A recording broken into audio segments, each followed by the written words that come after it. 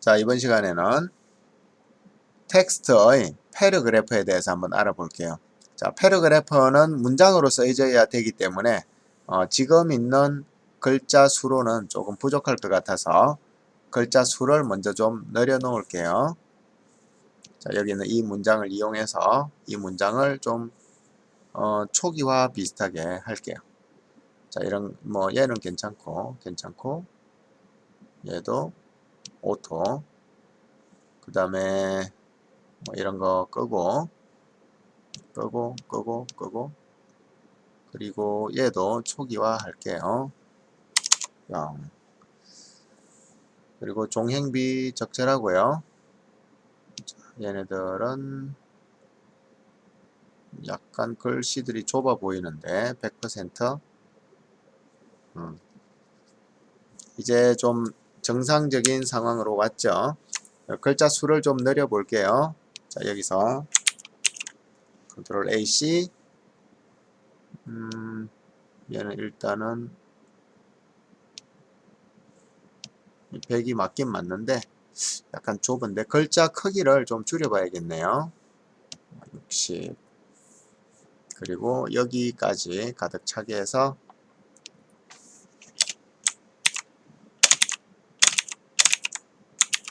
전체를 글자 크기를 좀 작게 해주면 패러그래프 보기가 쉽겠네요. 근데 하필이면 글자가 이렇게 엔터키 친 것처럼 딱딱 붙어버렸네. 할 수 없죠. 이렇게 해도 될 것 같아요.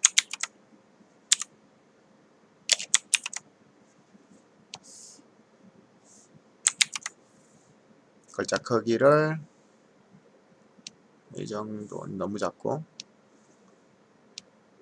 자, 이렇게 해볼게요. 이 상황에서 패러그래프에 대한 속성들을 한번 알아보겠습니다. 자, 일반 선택 모드로 갔다가 다시 텍스트 모드로 오면 이 전체에 대한 적용이 되는데요. 여기 컬러 바꿀 수 있다 그랬고요. 자, 패러그래프 우리가 대부분 아는 내용들일 거예요. 왼쪽 맞춤, 가운데 맞춤, 오른쪽 맞춤. 자, 이 맞춤이 아까 캐릭터에 있는 맞춤하고는 여기 있던 맞춤하고는 좀 다른데요. 아까 우리가 한 줄을 썼을 때는, 그러니까 네모 박스 없이 그냥 클릭해서 썼을 때는 내가 처음 클릭한 곳이 왼쪽 정렬이냐 센터 정렬이냐 오른쪽 정렬이냐 이렇게 됐었는데요. 지금은 지금 이 텍스트는 이렇게 눌러보면 이 테두리가 있죠. 이 테두리 범위 안에서 왼쪽 정렬이냐 가운데 정렬이냐 오른쪽 정렬이냐 이게 결정되고요. 자, 그 밑에 다음에 있는 것은 justify last left, 이건 왼쪽 자동 정렬이죠. 이렇게 제일 마지막 줄은 이렇게 비워 놓는 거죠. 왼쪽 자동 정렬. 이건 가운데 자동 정렬, 오른쪽 자동 정렬. 자, 이건 강제로 왼쪽 오른쪽을 다 끼워 맞추는 이런 정렬인데 지금 글자 수가 조금 마음에 안 드네요. 약간 수정해서 위아래가 반복되지 않도록 좀 해볼게요. 이렇게.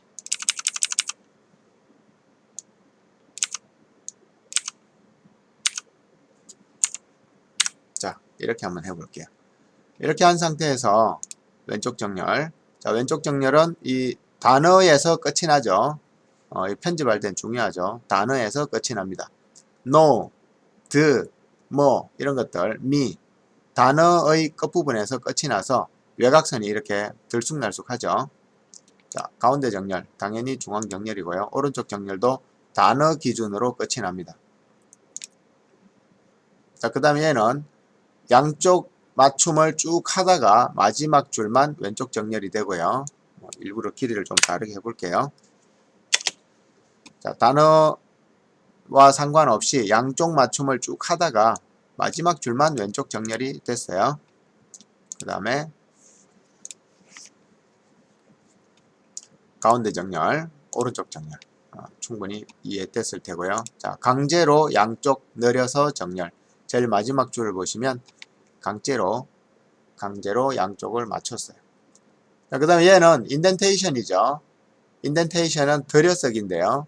뭐 여기 있는 애들부터 자, 들여쓰기 100 해볼게요.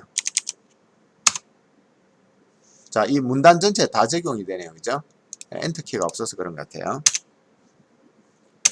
자, 이렇게 엔터를 주고 다시 위에 애들을 왼쪽 정렬 인덴테이션 0. 자, 그렇게 했더니 지금은 중간에 엔터키가 있는 상태니까 이 위에 있는 두 줄이랑 아래쪽에 있는 네 줄은 구분되어 있는 거예요.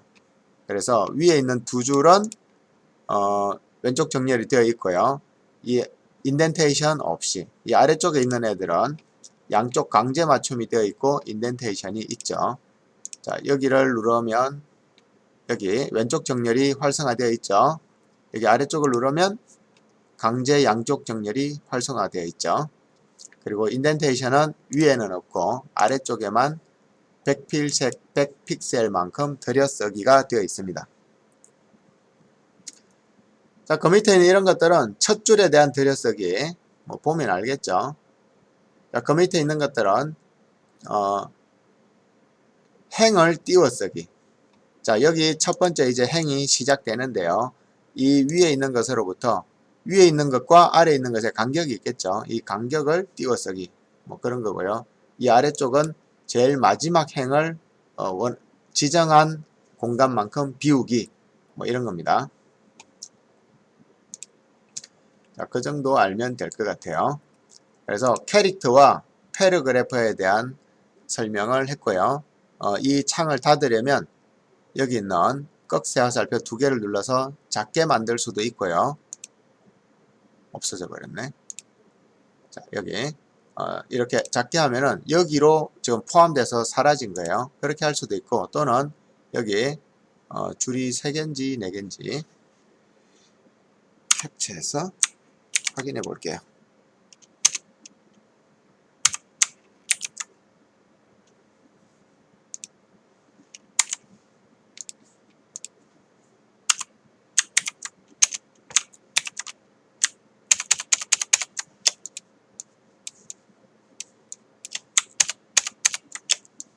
자, 여기 줄 4개짜리 메뉴들 있죠. 쟤네들을 조작해서 여기 줄 4개짜리 메뉴 여기를 클릭해서 클로즈 하면은 현재 패러그래프라는 탭이 닫히고요. 클로즈 탭 그룹 하면 이 탭과 탭 모두 한 개가 모두를 하나로 그룹으로 보는데요. 이 그룹 전체를 닫을 수가 있습니다. 그럼 아까 여기 있던 그 아이콘마저도 다 없어졌죠. 자, 얘도 없애버리고요.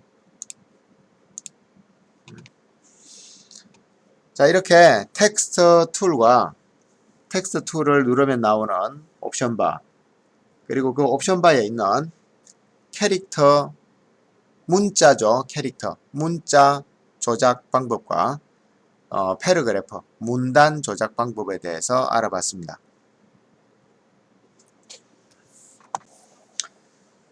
자, 근데 텍스트 툴이 오른쪽 끝에 조그마한 삼각형이 있는데요. 확인해 볼까요?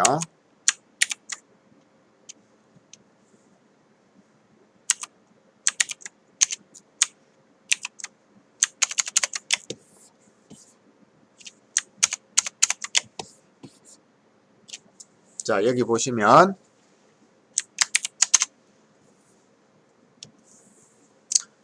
여기 텍스트 툴이 있는데 여기 조그마한 삼각형 보이죠? 메뉴가 더 있다는 뜻이죠? 여기를 눌러 볼게요. 꾹 누르면 되죠. 자, 첫 번째 있는 메뉴는 수평으로 글쓰기죠. 일반적으로 글쓰기를 할 때. 두 번째 있는 메뉴는 수직으로 글쓰기죠. 세 번째 있는 메뉴는 수직으로 글을 써서 마스크, 그러니까 선택을 한다는 뜻이네요. 네 번째는 수평으로 글을 써서 마스크. 각각 한번 해보죠.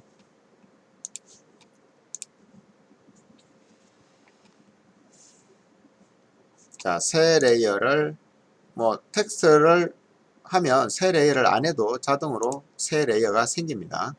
여기에다가 아까 지금 인덴테이션 한 게 속성이 남아 있는 것 같아요. 패러그래프 도구로 가서 들여쓰기 0 해야 원래 상태로 될 테고요. 자, 여기에다가 그냥 자, 이렇게 글자를 써봤는데요. 두 번째 있는 메뉴를 해볼게요. Vertical Type Tool 여기에 새로 쓰기가 되네요. 자, 그 다음에 여기에 있는 세 번째 Vertical Type Mask Tool 클릭해서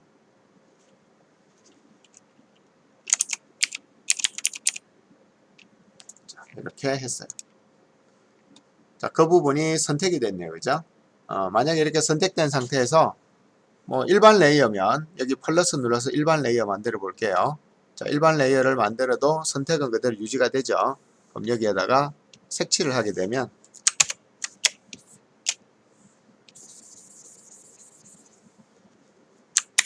자, 이렇게 색칠이 되는 거죠. 왜냐하면 이 글자의 영역만큼 선택만 하고 있는 거예요. 이렇게 현재 선택이 되어 있는데 우리 눈에 안 보이게 지금 잠시 해놨는데요. 자, 그걸 하는 방법은 컨트롤 H 누르면 되고요. 그 메뉴는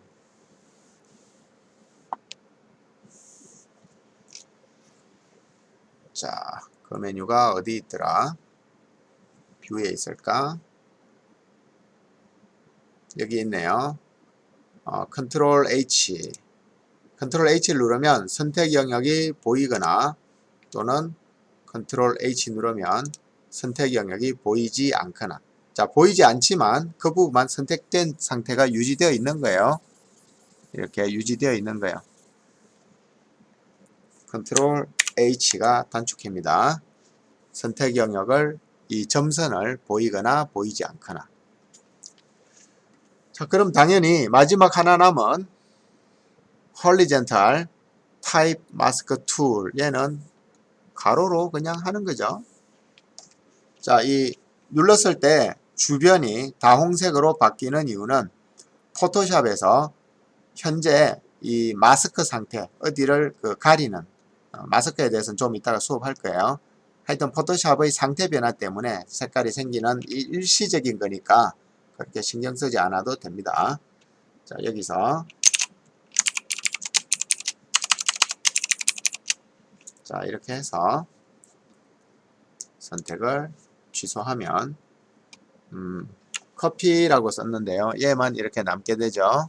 자, 역시 아이고, 브러쉬 붓 툴을 이용해서 아까처럼 똑같이 이렇게 할 수가 있습니다. 자, 그럼 텍스트 툴은 완전히 다 끝났네요. 뭐 일반적으로 우리가 이 툴을 쓰니까 여기에 이 툴을 선택한 채로 놔둘게요.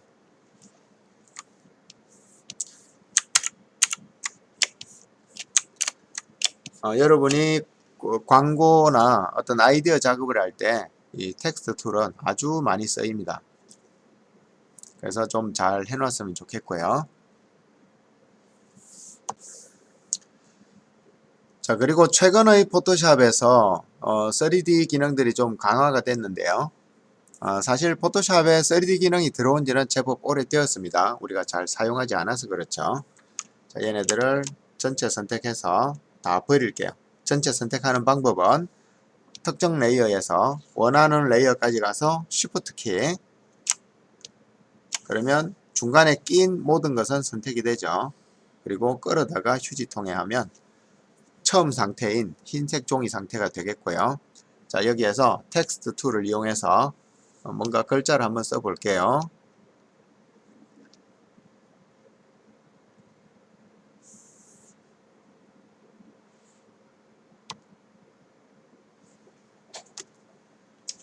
이번엔 뭐라고 써볼까요?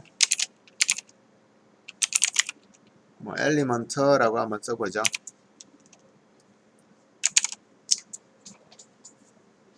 Shift 홈을 눌러서 전체 선택을 했고요. 자, 이 상태에서 글자를 좀 키우고 싶어요. 두 가지 방법이 있는데, 하나는 여기 있는 옵션 바에서 72, 자, 여기까지 최고인데요.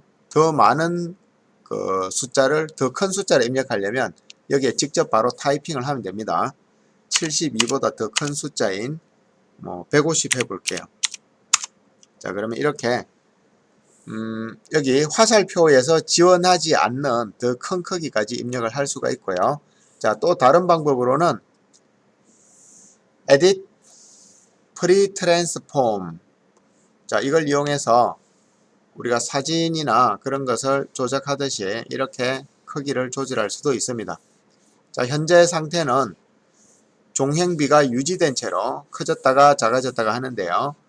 만약에 종횡비에 관련하는 Shift 키를 누르면 그 종횡비가 깨지면서 원하는 방향으로만 키웠다가 줄였다가 할 수가 있습니다. 자, 이렇게 글자를 직접 폰트 사이즈를 변경시켜서 키우거나 줄일 수가 있고요. 또 다른 방법으로는 프리 트랜스폼인 컨트롤 T를 이용해서도 글자를 키우거나 줄일 수가 있습니다. 자, 글자 하필이면 숫자가 좀 글자 수가 많은 걸 선택을 해서 여기까지만 해서 한번 해볼게요. 얘를 좀 더 크게 컨트롤 T, 자, 이렇게 해서 T 상태에서 여기 3D라고 있네요. 얘를 한번 클릭해 볼게요. 자, 그러면 어떤 경고창이 뜨는데요. 초기에 여러분들한테 한번 설명한 것 같은데 컴퓨터를 작업하다가 이런 어떤 경고창이 뜨면 이 경고창의 아이콘의 색깔을 잘 보라 그랬죠. 초록색이나 파란색은 그냥 진행해도 별 문제가 없어요.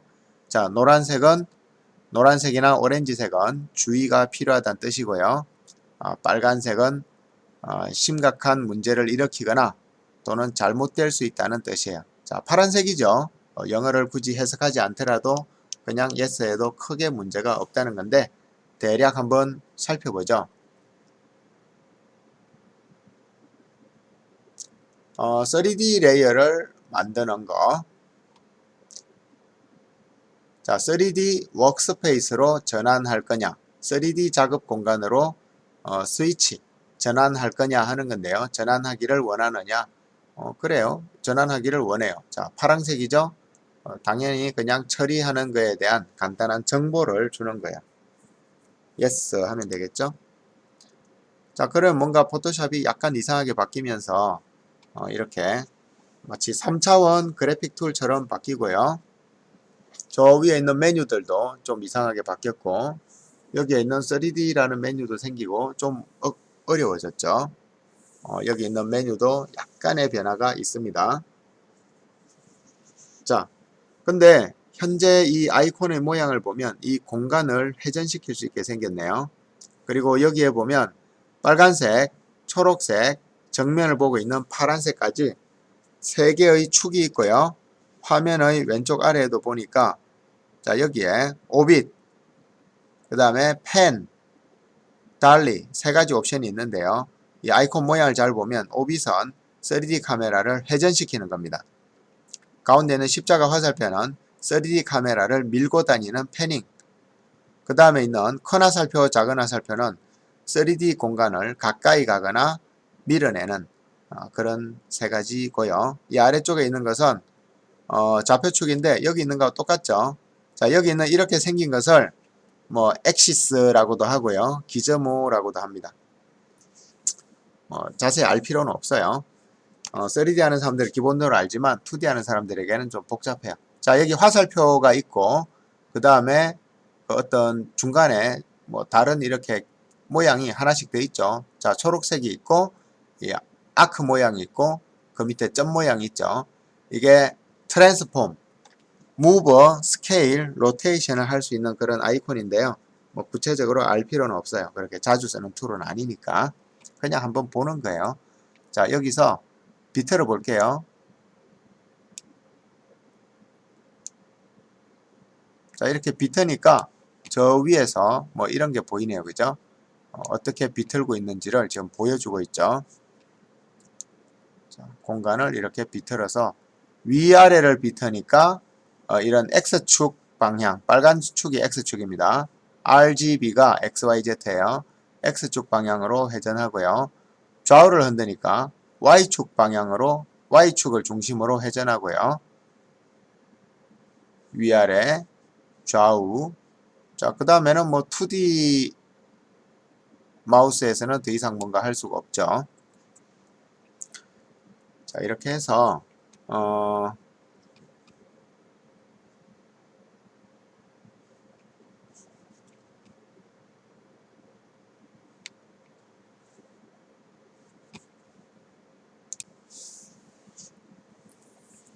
이렇게 3D에서 New 3D Layer from File. 아이고 이거 아니구나. 아까 여기 있던 텍스트 모드에서 텍스트 3D 누르게 되면 이렇게 기본적으로 3D를 보여주는데요. 내가 원하는 방향으로 이걸 이렇게 돌렸죠. X축으로 Z축, Y축으로 또는 X축으로. 자, 나는 이렇게 돌려볼게요. 일부러 입체감을 좀 잘 보이게. 세로는 수직 비슷하게 해두고. 자, 여기서 두께를 주고 싶어요. 그러면 여기 있는 3D 렌더 3D 레이어 하게 되면 이렇게 두께가 팍 들어가 있는 것을 확인할 수 있습니다. 자, 렌더링은 시간이 좀 걸리는 상황으로 되고요. 만약에 원하지 않으면 ESC를 누르면 그 상황에서 종료가 됩니다. 너무 많이 돌렸으니까 이렇게 해서 한번 해볼게요.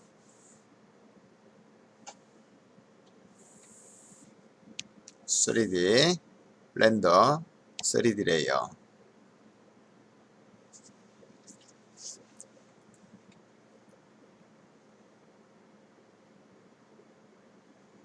자, 굳이 3D로 된 두께 있는 이미지를 만들고 싶으면 포토샵에서 이렇게 간단하게 만들어도 되고요.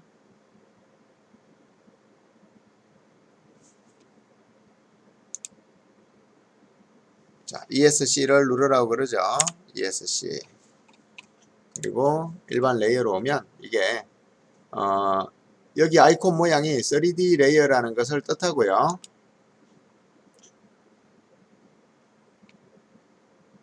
자, 이 레이어를 뭐 듀플리케이터, 복제를 하거나 복제한 것이 안 보이면은 다시 렌더 3D 레이어. 그러면 또 복제한 것이 보이게 되죠. 자, 이런 식으로 해서 간단하게 글자를 만들어 쓸 수가 있고요.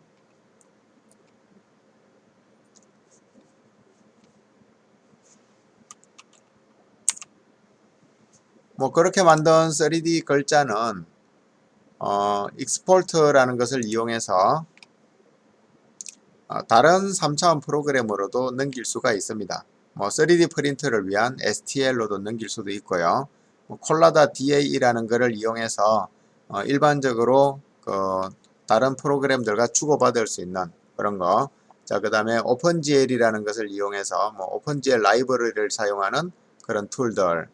그리고 웨이브프론트 OBJ, 뭐 가장 많이 사용되는 컴퓨터 모델링 툴인데요. 파일 형식인데요. 이런 걸 이용해서 대부분의 3D 파일로 넘길 수가 있습니다. 자, 텍스트 도구에서 뭐 이런 좀 특이한 기능들이 있다는 것을 알려준 거고요. 최근에 이제 이런 툴들이 뭐 대부분은 포토샵을 이용해서 3차원을 만들지는 않지만 굳이 2D 툴을 이용한다 그러면 일러스트레이터라는 툴을 이용해서 만들기도 하고요. 그리고 대부분은 뭐 3D Max, 마야, 시네마 4D 같은 3D 툴을 이용해서 글자를 만드는데 최근에 좀 복고풍 스타일이 유행하죠. 그래서 그런 복고풍 스타일에서 이런 두께 있는 글자들을 자주 볼 수가 있을 겁니다. 자, 얘는 여기까지 하고 마칠게요. 텍스트에 대해서는 거의 대부분 다룬 것 같네요.